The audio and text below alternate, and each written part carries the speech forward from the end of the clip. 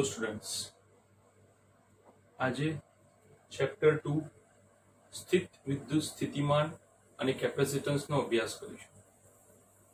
આ ચેપ્ટર બે ભાગમાં વિભાજન પામેલું છે. પહેલો ભાગ સ્થિત વિદ્યુત સ્થિતિમાન કે જે વિદ્યુત ક્ષેત્રની અંદર કોઈ વીજભારને લાવવા માટે કરવું પડતું કાર્ય, તેની સ્થિતિ ઉર્જા, તે પરથી ડાયપોલની સ્થિતિ ઉર્જા નો અભ્યાસ કરીશું. બીજો ભાગ છે કેપેસિટન્સ. કેપેસિટન્સ ચેપ્ટરનો મોસ્ટ ઇન્ટરેસ્ટિંગ ભાગ છે. જેડબલઈ અને નીટ માટે તમારે કેપેસિટન્સ માટે બહુ જ ફોકસ કરવું પડશે. તો અહીં આજે આપણે ચાલુ કરીશું ચેપ્ટરનો પહેલો ભાગ સ્થિત વિદ્યુત સ્થિતિમાન. એ સમજતા પહેલા કેટલોક બેઝિક કોન્સેપ્ટ જોઈ લઈએ. હવે સ્થિત વિદ્યુત સ્થિતિમાન એટલે શું અને એ કેવી રીતે થાય? તો ધારો કે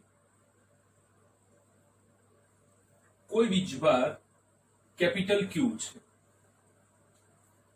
આ વીજભારનું ક્ષેત્ર ત્રિજ્યાવર્તી બહાર તરફ,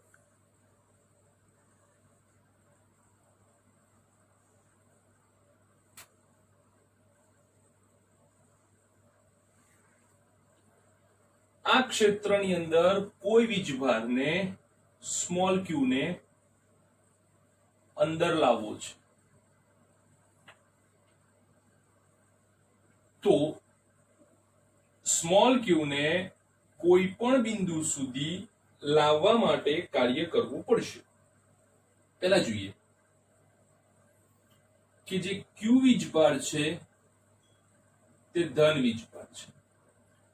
ધન વીજભાર હોવાના કારણે ક્ષેત્ર ત્રિજ્યાવર્તી બહાર તરફનું જોવા મળે છે. ક્ષેત્ર ત્રિજ્યાવર્તી બહાર તરફનું જોવા મળે છે. એવામાં એક સ્મોલ ક્યુ વીજભાર ને અંદર લાવવો છે. સ્મોલ ક્યુ વીજભાર ભણ કેવો છે? તો કે એ પણ ધન છે. બંને વીજભાર ધન હોવાથી તેમની વચ્ચે અપાકર્ષણ થશે. ક્યુ અને ક્યુ વચ્ચે અપાકર્ષણ ઉત્પન્ન થાય છે. અપાકર્ષણ ઉત્પન્ન થવાના પરિણામ સ્વરૂપે કેપિટલ ક્યુ સ્મોલ ક્યુ વીજભારને અંદર તરફ આવતો રોકે છે. અંદર તરફ આવતો રોકે છે. તો આપણે આ અપાકર્ષણની વિરુદ્ધમાં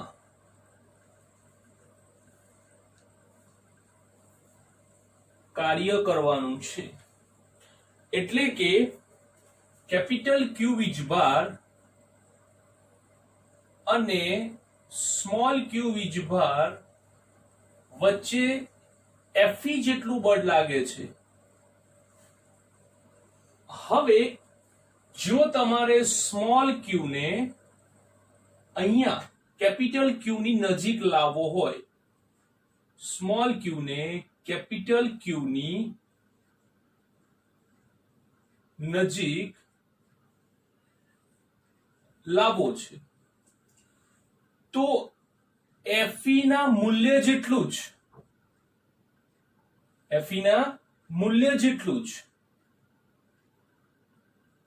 F એક્સટર્નલ એટલે કે બાહ્ય બળ લગાડવું પડે છે. સ્મોલ ક્યુ ને કેપિટલ ક્યુ ની નજીક લાવવો છે તો તેમની વચ્ચે લાગતા વિદ્યુત બળના મૂલ્ય જેટલું જ, પરંતુ વિરુદ્ધ દિશાનું બળ લગાડવું પડે છે. સદિશ સંબંધ લઈએ તો જ તમે માઇનસ મૂકી શકશો, નહીં તો મૂકી શકાય નહીં. આમ હવે ધ્યાનથી જુઓ. ધારો કે આ F એક્સટર્નલ ને આપણે ડાબી બાજુ લાવીએ તો શું બને? Fe plus એફ એક્સટર્નલ બરાબર 0. બંનેનો બેઝિક સરવાળો દર્શાવે છે પરિણામી બળ Fr. તો આમ વીજભાર પર લાગતું પરિણામી બળ એ શૂન્ય બને છે. ન્યૂટનનો નિયમ શું કહે છે? F બરાબર ma 0. કોઈ પણ વીજભાર હશે એનું દ્રવ્યમાન ક્યારેય શૂન્ય નહીં બને. તો શૂન્ય શું બનશે? તેનો પ્રવેગ. 11મા ધોરણના ત્રીજા ચેપ્ટરની અંદર આપણે ભણી ગયા છીએ કે જો પ્રવેગ શૂન્ય બને છે તો એનો મતલબ એ થાય છે કે તમારા જે તે પદાર્થની ઝડપ અચળ જળવાઈ રહી છે.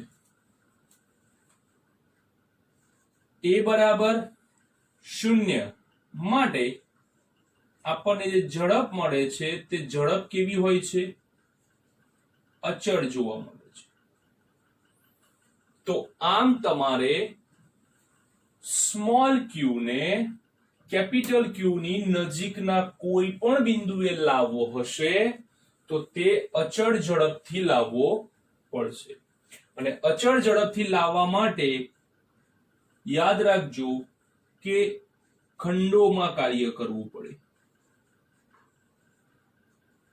કેવી રીતે સમજો. ધારો કે આ વીજભાર છે કેપિટલ ક્યુ. હવે એના પરનું આ એક બિંદુ છે નજીકમાં જેને આપણે પી બિંદુ કહીએ. એવી જ રીતે આ આર બિંદુ છે. આર બિંદુ પાસે આપણો સ્મોલ ક્યુ વીજભાર રહેલો છે. હવે સ્મોલ ક્યુ વીજભારને આ બિંદુથી પી બિંદુ પાસે લાવવો છે. એટલે કે આટલું અંતર કપાવડાવવું છે. સ્મોલ આર કહીએ.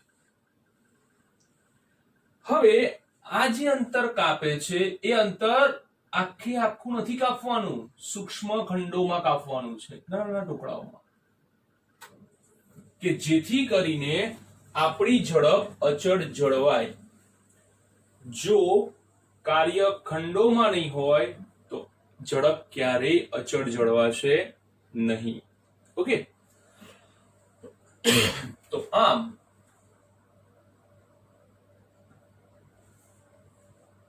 કાર્ય W બરાબર, હવે આપણને ખબર છે કે કાર્ય W એટલે શું થાય?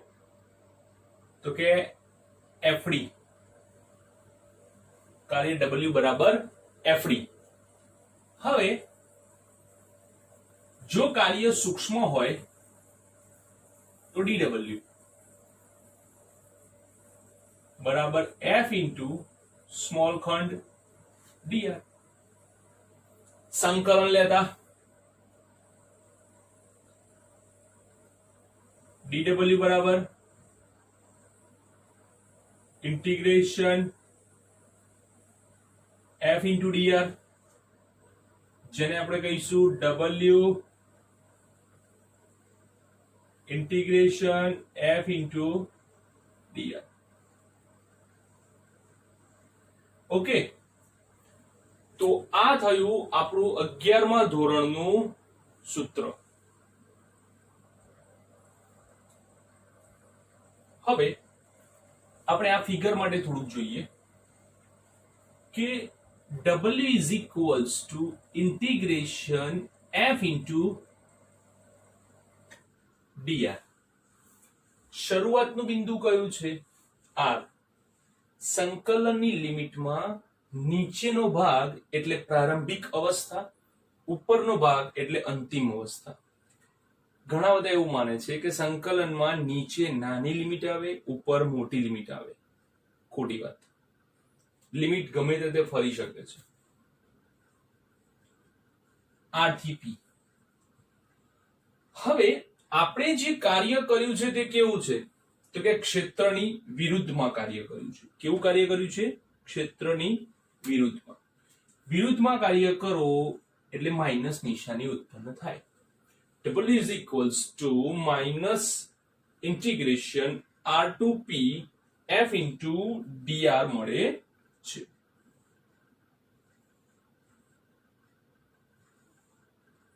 તો આ થયું કાર્ય. ઓકે, હવે જો સ્મોલ ક્યુ વીજભાર 1 કુલમ હોય, 1 કુલમ, હા 1 કુલમ એટલે કે એકમ ધન વીજભાર. 1 કુલમ એટલે કે એકમ ધન વીજભાર. હવે ધ્યાનથી જુઓ, આપણા માટે F બરાબર શું હતું? QE. કોઈ પણ ક્ષેત્રમાં રહેલા વીજભાર પર લાગતું બળ કેપિટલ Q ના ક્ષેત્રમાં રહેલા સ્મોલ q પર લાગતું બળ F બરાબર QE. સદિશ સંબંધ લઈએ. હવે Q બરાબર કેટલા છે? 1 કુલમ. તો F બરાબર શું થશે? E. ક્યારે? જ્યારે Q બરાબર 1 કુલમ હશે ત્યારે. આ નો ઉપયોગ અહીં કરો. જે શરત મળી છે એનો ઉપયોગ ઉપરના સૂત્રમાં કરતા W બરાબર માઇનસ ઇન્ટિગ્રેશન R થી P E into dr. W is equals to minus integration R થી P E into dr. હવે આને શું કહેવાય છે? તો કે એકમ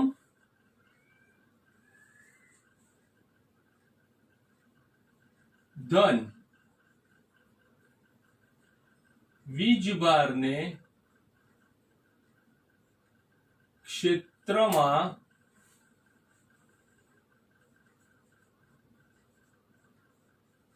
આપેલ બિંદુ સુધી લાવવા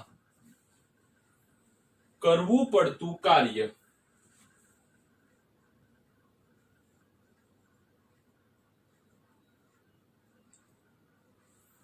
હવે લાવવાનો કેવી રીતે છે?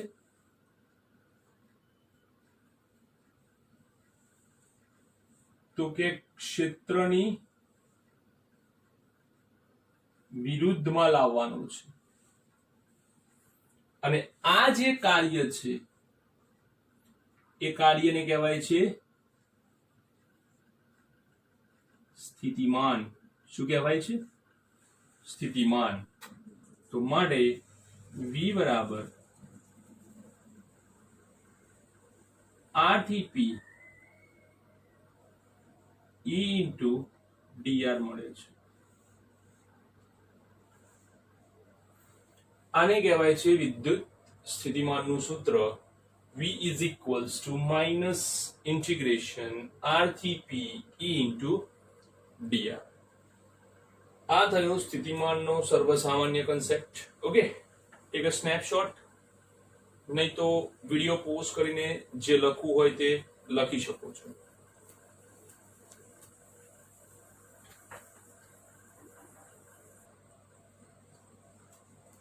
V is equals to minus integration R to P E into dr. Okay, આ વાત થઈ. હવે આપણે જોઈએ એક સંબંધ. W is equals to minus integration R to P F into dr આપણે જોયેલું છે. હવે આની અંદર આપણું સામાન્ય સૂત્ર મૂકીએ કે જેની અંદર આપણે એકમ વીજભારનો ઉલ્લેખ નથી કરતા. આપણે હવે એકમની જગ્યાએ Q વીજભાર લઈએ છીએ. ઓકે, તો Q into dr R થી P. Q ને બહાર કાઢ લેવામાં આવે, Q ને બહાર કાઢી લેવામાં આવે તો માઇનસ R થી P E into dr. સરખાઓ આ કૌંસને બંને, તો W is equals to Q into V. W equals to Q into V. આ એક સૂત્ર બને છે, યાદ રાખજો, એમસીક્યુ માટે કામમાં આવે છે.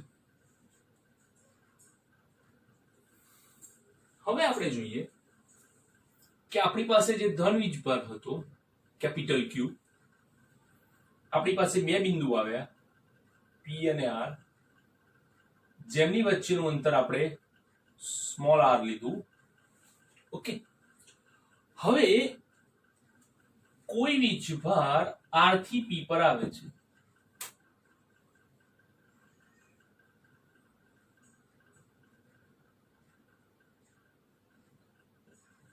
ઓકે, હવે જ્યારે R થી P પર આવે છે ત્યારે તેને લાવવા માટે કાર્ય કરવું પડે છે.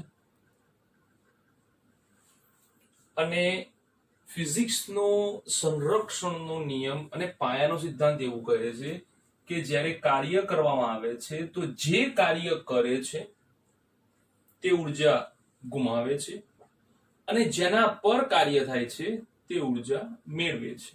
તો અહીં સ્મોલ q ને ઉર્જા મળે. કઈ ઉર્જા? જેટલું કાર્ય કર્યું તેટલી ઉર્જા.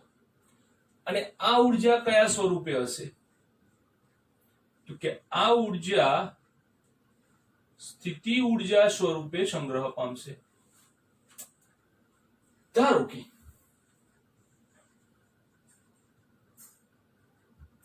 પ્રારંભમાં Q ને આલ્ફા જેટલી ઉર્જા હતી. Q ને આલ્ફા જેટલી ઉર્જા હતી. હવે Q ને R પાસે લાવો તો તેની ઉર્જા UR અને એની પ્રારંભિક ઉર્જા આલ્ફા. મતલબ કે શરૂઆતમાં એની પાસે કંઈક ઉર્જા હતી, તમે વીજભારને ક્યાંકથી લાવ્યા? R પાસે. R પાસે લાવશો એટલે તમે કાર્ય કરો, તમે કાર્ય કરશો એટલે ઉર્જા સંગ્રહ પામશે. કેટલી? UR જેટલી પ્લસ એની પ્રારંભિક હતી આલ્ફા. તો R પાસે પરિણામી ઉર્જા કેટલી થશે? UR plus alpha. એવી જ રીતે P ની વાત કરીએ, UP પ્લસ આલ્ફા.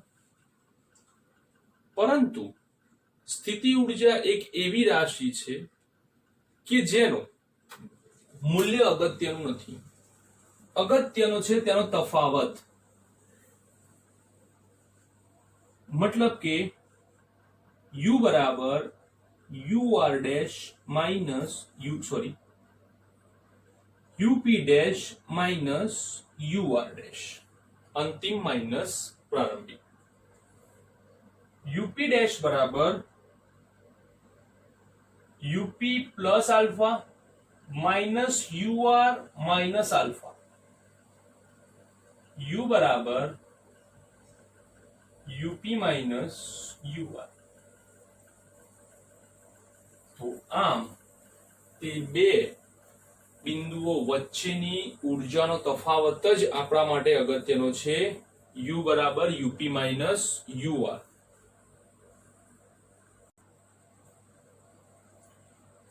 હવે જો ધારો કે R ને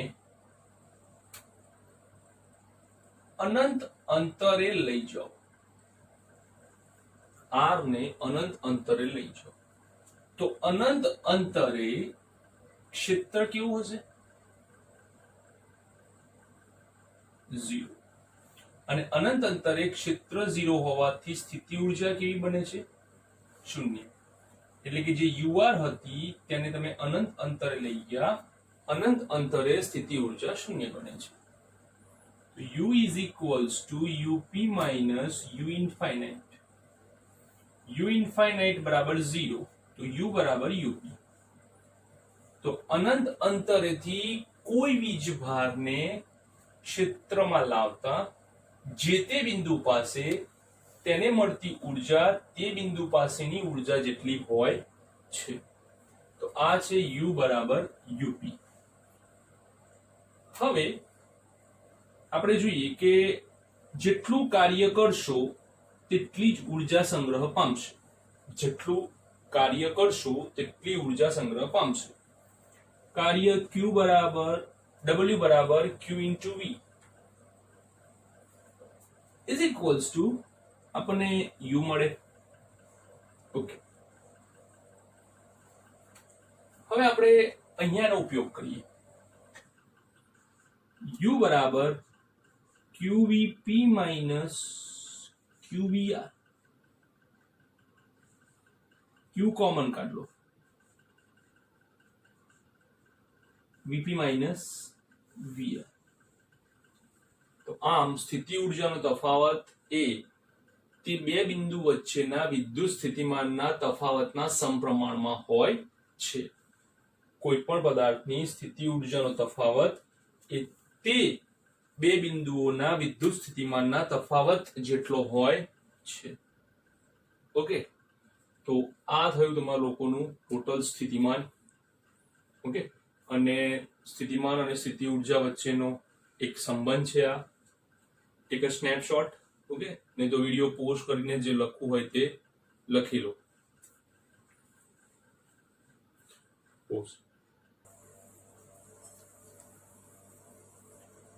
ટોપિક બિંદુવત વીજભારને લીધે સ્થિતિમાન. એ જ આપણી ફિગર. Q બિંદુ P R ના સ્થાને અનંત લીધું.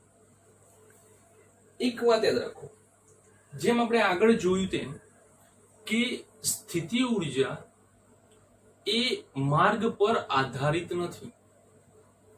તે માત્ર પ્રારંભિક અને અંતિમ સ્થાન પર આધાર રાખે છે. તેવી રીતે સ્થિતિ ઉર્જા પણ અને સ્થિતિમાન પણ માર્ગ પર આધારિત નથી. તમે ઇન્ફાઇનાઇટ થી P સુધી પહોંચવા માટેનો કોઈ પણ રસ્તો લેશો, નીચેથી, ઉપરથી કે સીધો, એ ગણતરી એક જ આપશે. હવે અનંત અંતરેથી કે જ્યાં આપણા વીજભારનું ક્ષેત્ર નથી તેવા બિંદુએથી કોઈ વીજભારને, એકમ વીજભારને, Q બરાબર 1 કુલમ વીજભારને મારે P ડેશ સુધી લાવવો છે. P ડેશ નું અંતર R ડેશ જેટલું છે. અનંત અંતરેથી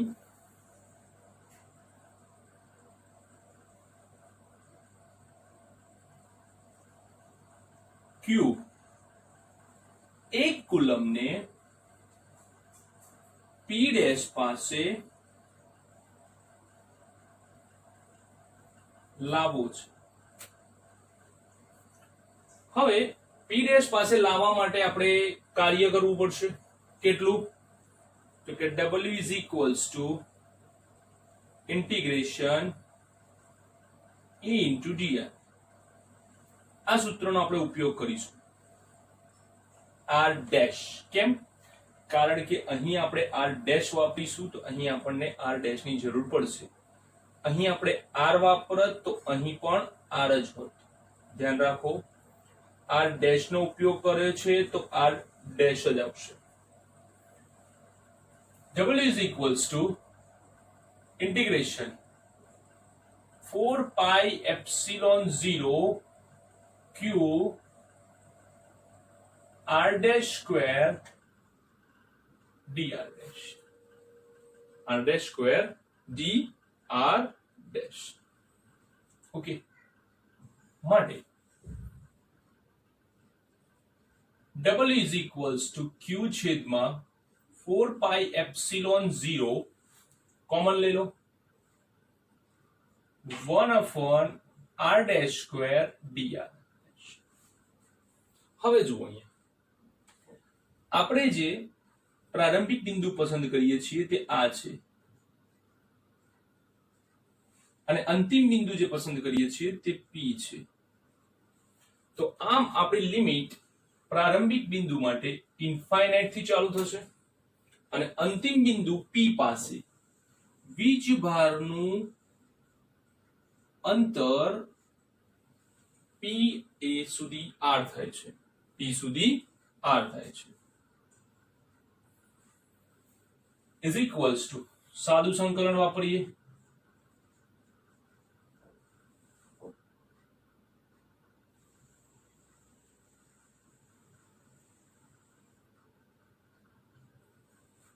છેદમાંથી અંશમાં જાઓ, માઇનસ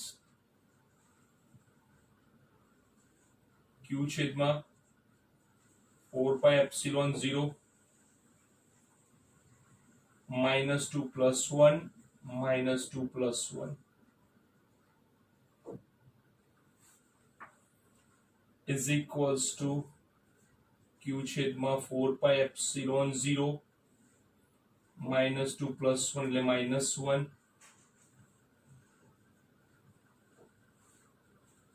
માઇનસ માઇનસ પ્લસ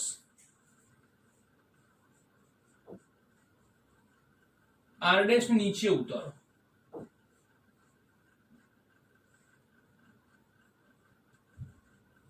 ચલો લિમિટ મૂકો,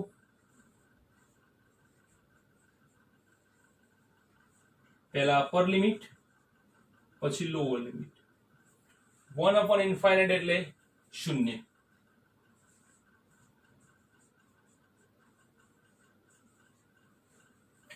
અને આમ અનંત અંતરેથી P સુધી લાવવા માટે કરવા પડતા કાર્યને આપણે કહીએ છીએ સ્થિતિમાન. કોનું સ્થિતિમાન? P પાસેનું સ્થિતિમાન. કોનું સ્થિતિમાન? P પાસેનું સ્થિતિમાન. ઓકે, તો આ કોઈ પણ થિયરી સ્ટેપ ટુ સ્ટેપ સમજો, એક સાથે ગોખવાનો પ્રયત્ન ન કરો. સૌપ્રથમ કાર્યની મદદથી સૂત્ર તારવ્યું. કાર્ય શું છે? સ્થિતિમાન. કયા બિંદુ પાસેનું? P બિંદુ પાસેનું. તો P બિંદુ પાસેનું સ્થિતિમાન Vp બરાબર Q છેદમાં 4 પાઈ એપ્સિલોન 0R. હવે જો વીજભાર ધન હશે તો સ્થિતિમાન ધન હશે, જો વીજભાર ઋણ હશે તો સ્થિતિમાન ઋણ હશે. હવે યાદ રાખો, ધારો કે કોઈ વીજભારને P બિંદુ પાસે તમે લઈને આવ્યા. P બિંદુ પાસે લઈને આવતા તમે જ્યારે વીજભારને છોડી દેશો ત્યારે આ બંને વચ્ચે અપાકર્ષણ થશે. તમારી આપેલી જેટલી પણ સ્થિતિ ઊર્જા છે તે બધી સ્થિતિ ઊર્જા ગતિ ઊર્જામાં પરિણમશે અને તે વીજભાર અપાકર્ષણના કારણે પાછો આવશે. જો ક્ષેત્ર સંરક્ષી હશે તો તે જ્યાંથી શરૂ થયો હતો ત્યાં આવશે, અને જો ક્ષેત્ર સંરક્ષી નહીં હોય તો તેના કરતા ઓછા અંતરે.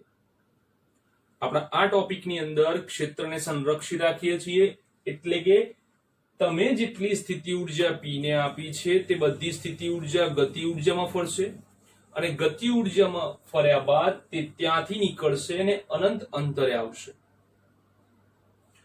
તો આમ જો વીજભાર Q ધન છે તો અપાકર્ષણ થશે, વીજભાર Q ઋણ હશે તો આકર્ષણ.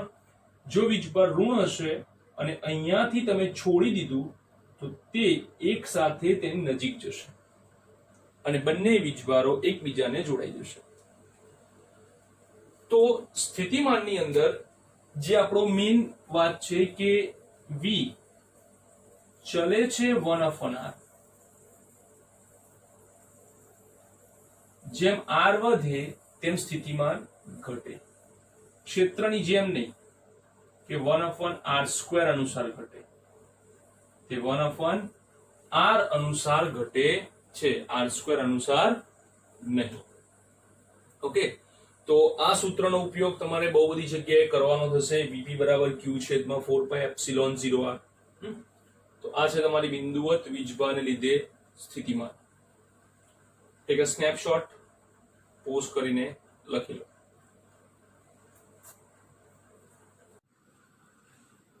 નેક્સ્ટ ટોપિક, વિદ્યુત ભારોના તંત્રને લીધે સ્થિતિમાન. આગળ જે ટોપિક જોયો એની અંદર માત્ર એક જ વીજભાર ના કારણે વિદ્યુત સ્થિતિમાન મળતું હતું. અહીં આપણે તંત્રની ચર્ચા કરીએ છીએ. બહુ સિમ્પલ છે, જુઓ ધ્યાનથી. ધારો કે આ બિંદુ કોઈ P છે. P બિંદુ પાસે સ્થિતિમાન શોધવું છે. અલગ અલગ વીજભાર Q1, Q2, Q3 એમ કરતા કોઈ Qn વીજભાર ગોઠવાયેલ છે. Q1 અને P વચ્ચેનું અંતર R1P,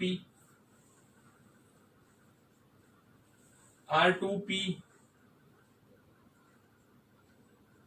R3P,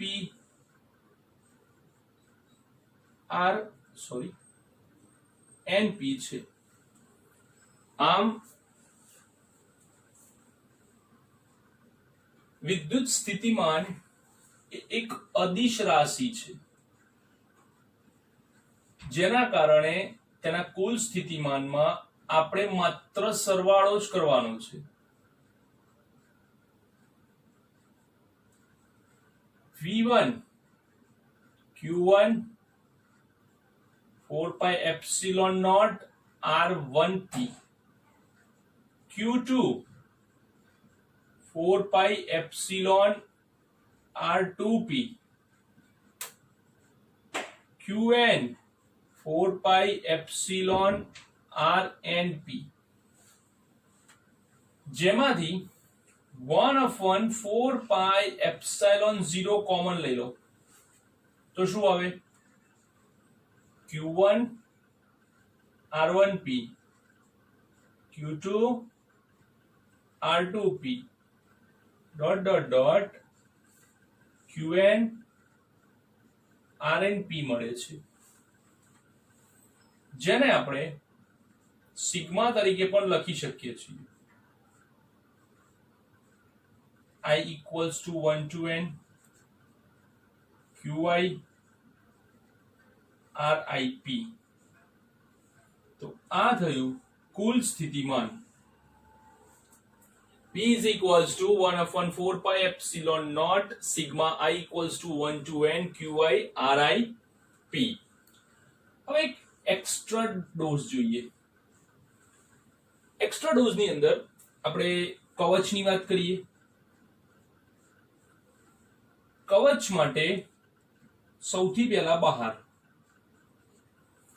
કવચની બહાર વિદ્યુત ક્ષેત્રનું સૂત્ર આપણને મળતું હતું KQ/R². તો તે જ રીતે સ્થિતિમાનનું સૂત્ર પણ મળશે KQ/R. કવચની અંદર જે સ્થિતિમાન છે તે Q વીજભારના કારણે મળે. Q વીજભાર એટલે કવચની ઉપર પથરાયેલ વીજભાર છે. હવે આપણે વાત કરીએ ખાસ કરીને અંદરના ભાગે. આ કવચ છે, સમગ્ર વીજભાર કવચ પર પથરાયેલ છે. મારે કોઈ બિંદુ પરથી વીજભારને કવચનું કેન્દ્ર અંદરના ભાગે ક્યાંક લાવવો છે, આ P પાસે. ઓકે, તો એક કામ કરીએ. આ જે સમગ્ર ગતિમાર્ગ છે એ ગતિમાર્ગને બે ભાગમાં વિભાજન કરીએ. એક બહારનો ભાગ, એક અંદરનો ભાગ. ઓકે, બહારના ભાગ માટે સ્થિતિમાનને આપણે V1 ગણીએ, અંદરના ભાગના સ્થિતિમાનને V2 ગણીએ. તો આમ કુલ સ્થિતિમાન એ V1 પ્લસ V2 જેટલું થાય છે. હવે V2 એ શૂન્ય બને. કેવી રીતે? તો અંદરના ભાગે કવચની અંદર ક્ષેત્ર શૂન્ય બને. જ્યાં ક્ષેત્ર નથી ત્યાં કાર્ય પણ નથી, અને જ્યાં કાર્ય નથી ત્યાં સ્થિતિમાન પણ હોતું નથી. ફરી સાંભળો. અંદરના ભાગે જ્યાં ક્ષેત્ર શૂન્ય છે ત્યાં કાર્ય ન થાય, અને જ્યાં કાર્ય ન થાય ત્યાં સ્થિતિમાન પણ થાય નહીં. મળે v બરાબર v1. ઓકે, તો આ v1 ક્યાં સુધી લેવાનું? તો v1 એ કવચની સપાટી સુધી જ લેવાય છે. તો બહારથી અંદરના કોઈ પણ બિંદુ પાસે નું જે સ્થિતિમાન છે એ સ્થિતિમાન માત્ર બહારનું અને સપાટી સુધીનું જ લેવું. અંદર ગમે ત્યાં અંદર તમે આ પી બિંદુ આખા કવચમાં કોઈ પણ સ્થાને ગોઠવશો તો પણ જવાબ v બરાબર v1 આવશે. ઓકે, તો આ હતો સ્થિતિમાનનો ટોપિક. તમે લોકો એક સ્નેપશોટ લઈ લો, પોઝ પણ કરી શકો છો.